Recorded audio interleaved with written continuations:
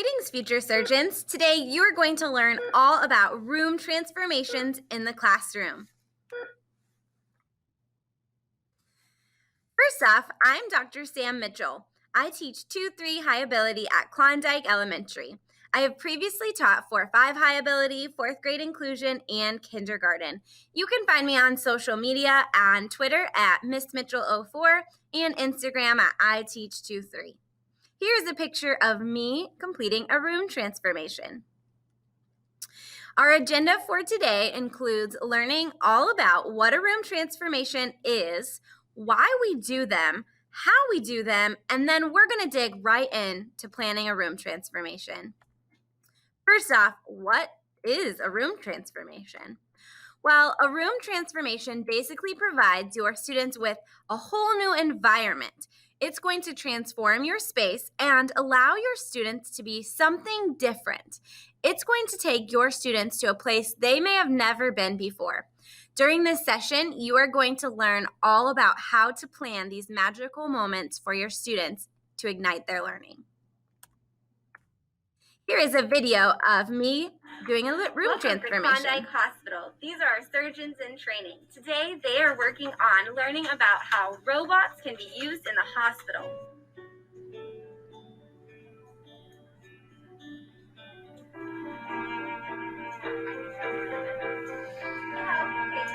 All right. And Tommy is what? A robot. Okay, now.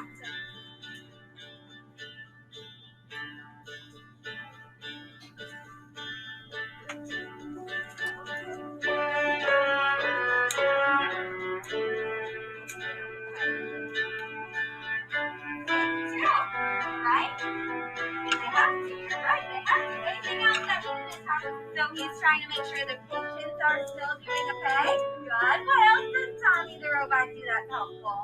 Sawyer? As you can see, these students were very engaged in all of the lessons that we were doing that day. Here's another example of a room transformation that I did. And a few more.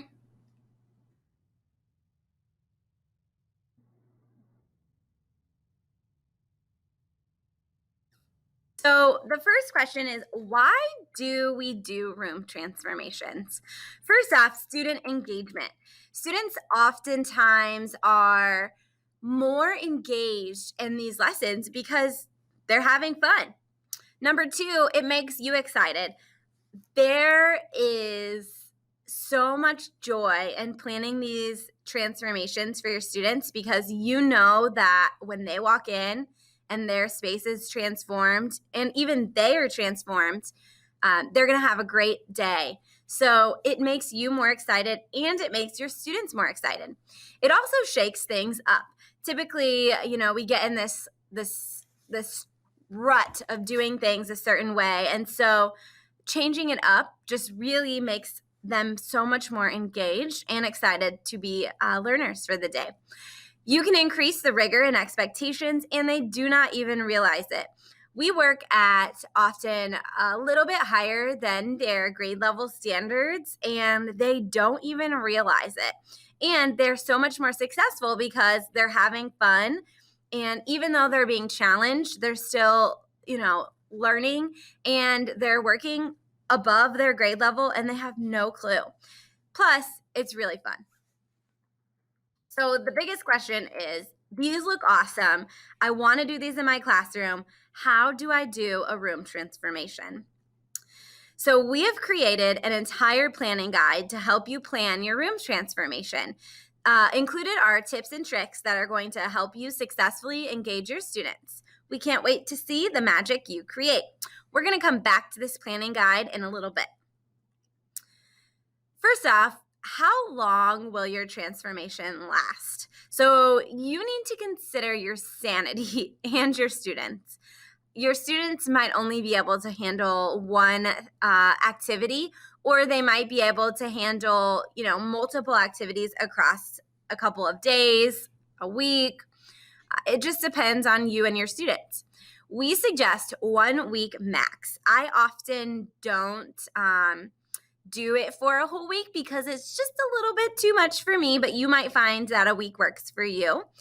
You can also even do it in just one subject. If you teach like second grade, you can only do it in math, and maybe you do it right after lunch so that you don't have, the whole span of the day. It just depends on your plans. Typically, I do room transformations across 1 to 2 days. We might be working on something for the whole week, but I surprise them on Thursday or Friday with the room transformation. One of the things that you should consider when you're planning your timeline is how many activities that you're going to have to plan. That might help you determine how long you're going to do your room transformation. And then oftentimes I only do them once a quarter, not much more, because you want them to still be excited and not expect a room transformation. The next step will be choosing a theme. What theme will you use? Consider your activities, consider your students' interests. What do you have available to you, and what other activities have you been doing in the classroom? And then consider the time of year. For example, we learned about bats during Halloween. The next thing that you are going to want to consider are what standards will you cover? First off, you should determine the key standards. Oftentimes, I pick the hardest standards so that my students don't realize that they are, working on these standards above their grade level, and they're having fun while doing it. I try to push them to work above their grade level and really increase the rigor. You can also use transformations for review, an introduction to a unit, or the final days in a unit. And don't forget, you can include other subject areas such as the arts while you are planning your room transformation. So, how do you plan a room transformation? First off, start small. Dollar Tree, Hobby Lobby, thrift stores, Amazon, Ask, and Grant. We'll go over these in more details later. Here are some tips and tricks for creating a room transformation. Ask for help decorating. Parents are more than willing to ask or to help. Work together, so team up with another teacher. Maybe you guys can share lessons and share decorations. Ask to use an extra room or a conference room to decorate. We have a trailer that sits outside, and so last year I would decorate the trailer. That way it didn't interfere with our classroom, and my students really had no clue that it was coming because I didn't decorate the classroom. You can set the mood, sound effects on YouTube. Increase the rigor through rigorous content to challenge your students, and then get creative with your solutions. Here are some other examples for room transformations. Here is the hospital room transformation that you saw in that video. This is our ocean room transformation from this past year. Fountain soda shop where the students made soda. Spy room. You can see we use string and black lights.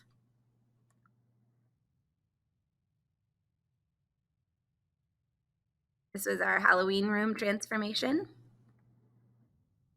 Diner, Decimal Diner, Jurassic Park,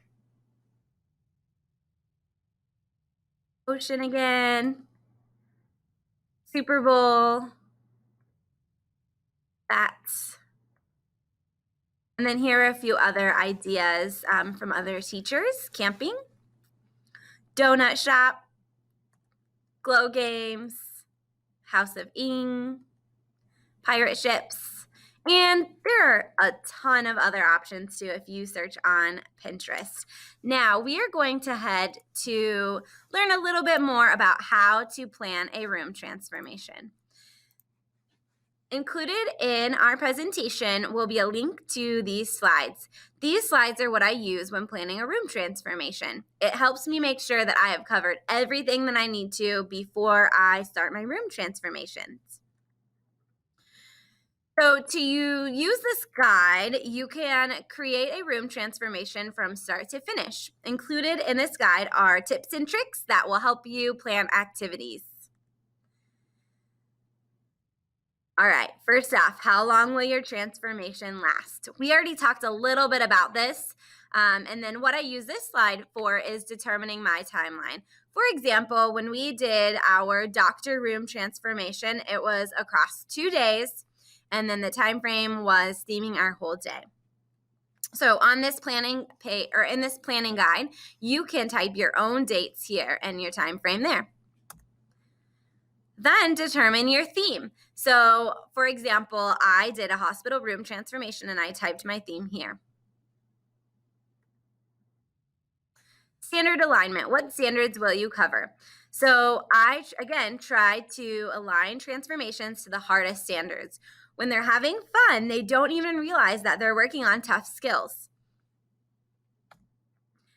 Here's how I plan my standards and skills. I will put the subject here and then type all of the skills underneath that I want to work on. So for our hospital room transformation, we covered main idea, details, summarizing, and then we also worked on opinion writing. In math, we worked on order of operations and problem solving. And then handwriting, we worked on cursive.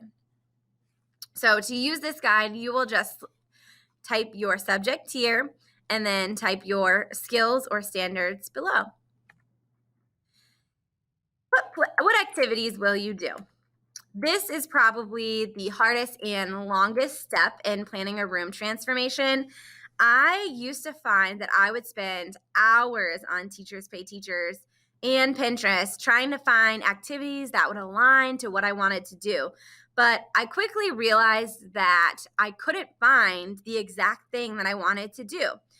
So I started to get a little bit creative with clip art and a variety of other things and just made my own.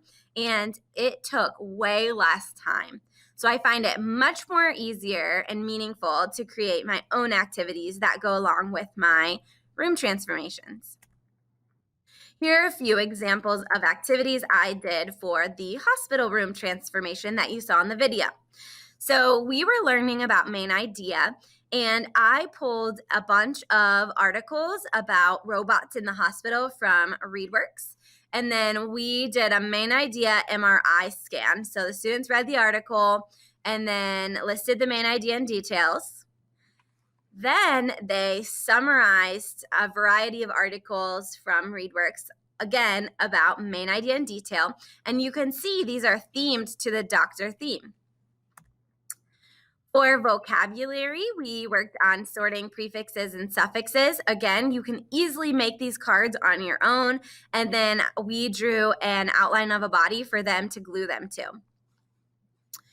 I found a really cool figurative language ouch game for a figurative language review, and I just used my resources, as you can see from this Hello Kitty bag, that I just had them put it in here, and then they played this ouch game.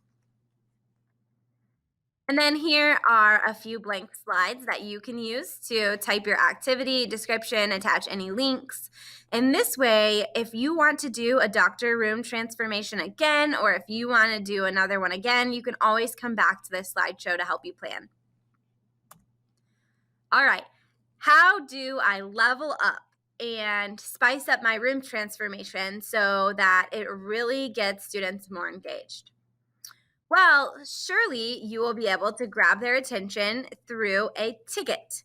So the day before, I will sometimes give them a ticket, and that's going to give them a clue that a transformation is coming. For example, for the glow games, I might tell them, all right, you need to wear your neon clothes for tomorrow. We have something really special, and you're going to need this ticket to get in. So they'll bring their ticket back and they'll dress in neon, which will be perfect for our room transformation. Playing music to add to the transformation. So as you heard when I first started this presentation, I was playing a little bit of music. Music can oftentimes spark their curiosity and get them to wonder what's going to happen. So for example, on the hospital room, we could use hospital sounds or that beeping sound. During a spy room, you can use robot sounds. Shark room, you can play ocean sounds. Think about your theme and then try to figure out what could you play that would add to the background of the room transformation? I will play this when the students walk in and sometimes in the background too, but when they walk in and they see the decorations and they hear the sounds and they have their ticket, it really kind of sets the tone for how the day is going to go. Here's another example of something that you can do. This is a live camera, and we're going to talk about that in a little bit. But this live camera is adding to our ocean room, right? So let's see if this will work here. So you can play this in the background. That's okay. You can play this in the background while the students are working on ocean activities, and it's kind of fun to watch. And it really just sets the tone, again, for the room transformation. A virtual field trip. Planning a virtual field trip can level up your transformation. You can do a simple Google search and you're going to find all types of virtual field trips. For example, during Bat Week, we were able to tour a cave. It was Wind Cave National Park, and one of the tour guides actually led us through a presentation about the cave, and my students were able to ask questions. During Spy Week, you could have a Google Meet with a detective.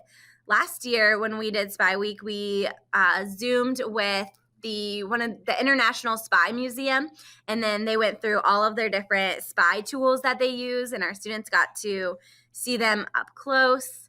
So all you have to do is do a quick Google search, and you'll find a ton of virtual field trips. Live cameras, like I mentioned. So during Bat Week, we did a really fun live camera of bats, and I just had it playing, and let's see if it'll work really quick. I had it playing, and the students could actually see the bats hanging. Let's see if it'll work. So here's one of the cameras. Oh, there you go. So we put this on the screen, and they could watch these bats and observe them. So cool to see them being fed too. There's often fruit in here. So you can see how this would really interest your students. There's the jellyfish camera. And then even in the national parks, they have live cameras. Again, a quick Google search will help you find all of the live cameras that are available to you. And you can incorporate these live cameras through writing, through reading. There's so many different ways that you can include them. Other add-ons can add to your experience. For example, a badge. So I created a badge for each student using their yearbook, their picture, their sticker, and all of the students got a badge when they first walked in that they could attach to their to what they were wearing. You can also have paper hats or any themed hats. Themed paper. When I do a doctor room transformation, I honestly just copy everything on blue paper and it's themed, right? For this spy school, I made folders. We called them their spy folders, and they kept everything secret and hidden in their spy folders. And then I gave them dark glasses and note paper to take notes on. So you can get pretty creative with other add-ons that you want to use. All right, this is the biggest question for room transformations. How do I decorate on a budget? So first off, it can be simple and easy. You do not need to have elaborate decor to wow your students. It can be as simple as putting butcher paper, free, on your tables and hanging trash bags from the ceiling, all free. Of course, you can make it a little bit more elaborate if you want, but a little bit goes a long way. On the next slide, I'm going to list some of the places that I have found decorations. So first off, Dollar Tree. Dollar Tree is probably my most frequent shopping trip for room transformations. We use these really cheap tablecloths more than once. I think these are probably on like 4 or 5. I just make sure that I tell the students that we're going to reuse them so they treat them with respect. You can also get other props at Dollar Tree as well. Amazon. I will create an Amazon wish list sometimes and share it with parents if I feel like I can. And parents will be more than happy to kind of support that wish list or even kind of Facebook friends. But Amazon has a variety of themed things. For example, the doctor room transformation. I got these little syringe pens that the students wrote with, and they thought they were really cool. Butcher paper and other teachers already have items that you might need. When I use these x-rays, I borrowed them from the school nurse. Friends, ask on social media. You will be so surprised as to what your friends might have. When I did a dinosaur room transformation, I asked for dinosaur like figurines, and I had a whole box within a couple of hours. It was crazy. And yes, I returned them all, but I didn't need to then buy all of these dinosaur props. They were free. Parents, ask and ask them, and they're more than willing to donate. You just have to ask. And then grants. This is often how I pay for most of my supplies. Our PTO will, if I write a grant, they will support a room transformation, or I have done Donors Choose, Pledge Cents to get money so that I can buy room transformation supplies. And all of these supplies can be used again and again and again.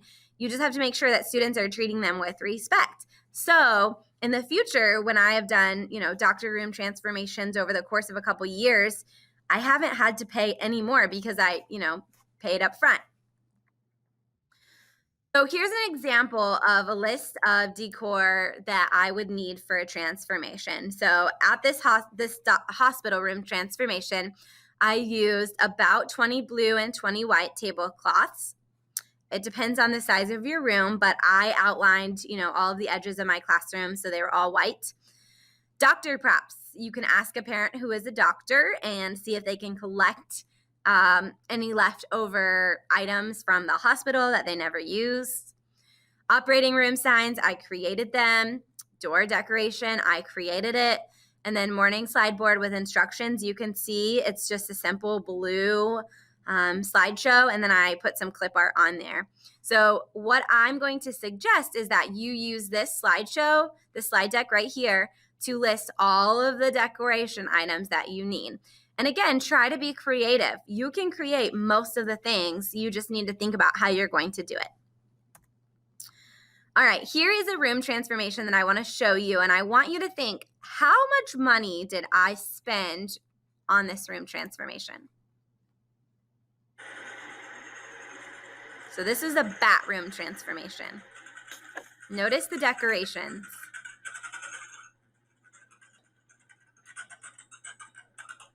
You can hear the sounds in the background too.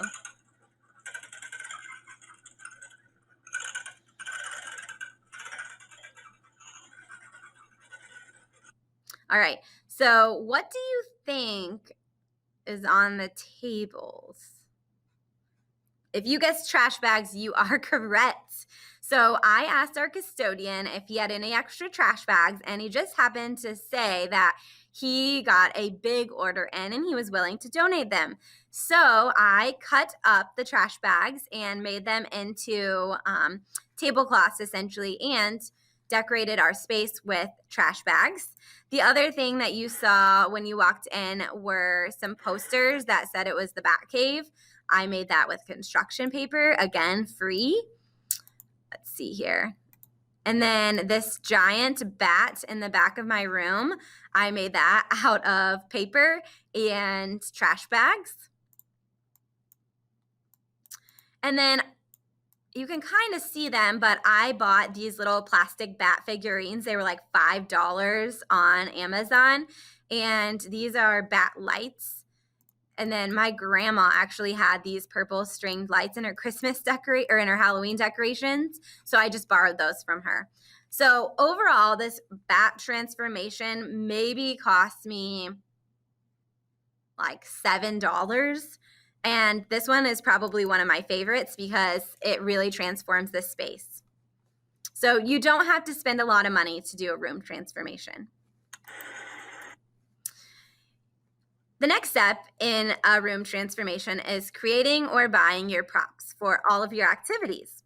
So at this point, I'm thinking about each of my activities and considering what I need to do or buy to make sure that they go with my theme.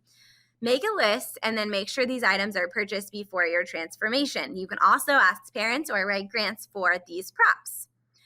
For example, for this doctor room transformation, all of the supplies that you see on the tables, I actually got from a nurse at a hospital. They had leftover towels, leftover bowls, and a lot of random things, but I just put them all into the bowl and they were just used as decoration. And they were all free. Again, my school nurse had these x-rays that also helped. So here's an example list that I kind of pulled together from my doctor room transformation. So I used the butcher paper for the body outline. Our janitor had enough gloves for everybody, and they're actually reusable gloves. So we sanitized them and kept them for the next year. Gowns for each of the students. I purchased those on Amazon, and we can use those over and over again.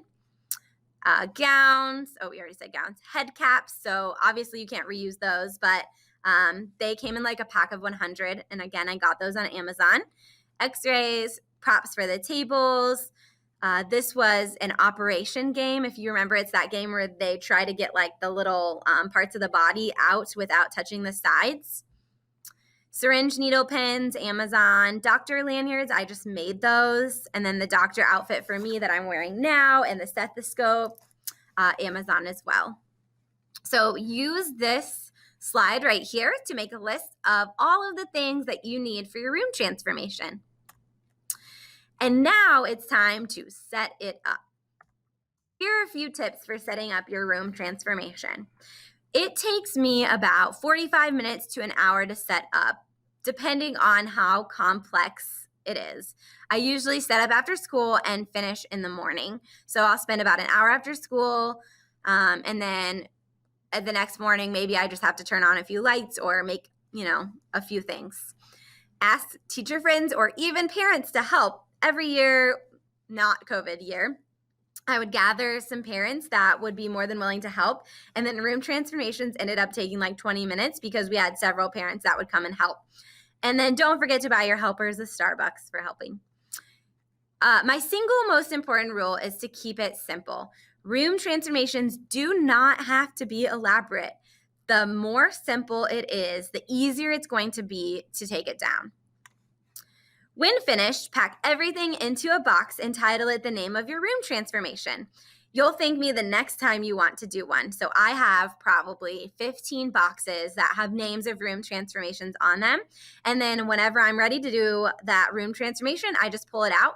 And inside of that box, I also keep a folder of all the activities that I did. That way it's ready to go the next time I want to do it. I might have to tweak a few things, but the decorations are all there. And then my other suggestion is that when you're finished with your room transformation, you are asking your students to help you take it down. I take about 10 minutes on the last day of a room transformation, and they will help me fold tablecloths, pick things up from the tables, organize them. They're more than glad to help, and it makes your life easier when you're finished with the room transformation. All right, it's go time. You're ready. You have everything planned. Here are a few tips for starting your day. Number one, make sure that everything is laid out ready to go the day before. All of my activities have been copied and are on Google Classroom before, so that when I walk in, everything's ready. I can just grab and go. I'm not fumbling and trying to find something that I didn't have. I've gone through all my activities and I know what I'm doing. It's all ready to go. That will also make your day go much smoother. This one is really important too. Setting the expectations. So when my students walk into a room transformation, they're obviously really excited, but we have to make sure that we set the expectations first so that they know that this is a learning opportunity. It's not just playtime. Yes, we will have lots of fun, but you have to still follow our school expectations. And when I start by setting our expectations really high, the students will follow through, and the day is going to be such a great experience for you and your students. And tip number 3, have fun. Room transformations are just as fun for the adults as they are the students. Enjoy it with the students. Assume the role of doctor, like I am. Make them call you, Dr. Mitchell the whole day. Have fun with it. All right. If you have any questions at all, I am more than willing to share resources or answer your questions or send you links to various things. Feel free to email me at sjmitchell@tsc.k12.in.us. And you can also find me on social media. I cannot wait to see the magical experiences that you create for your students. Thanks for watching.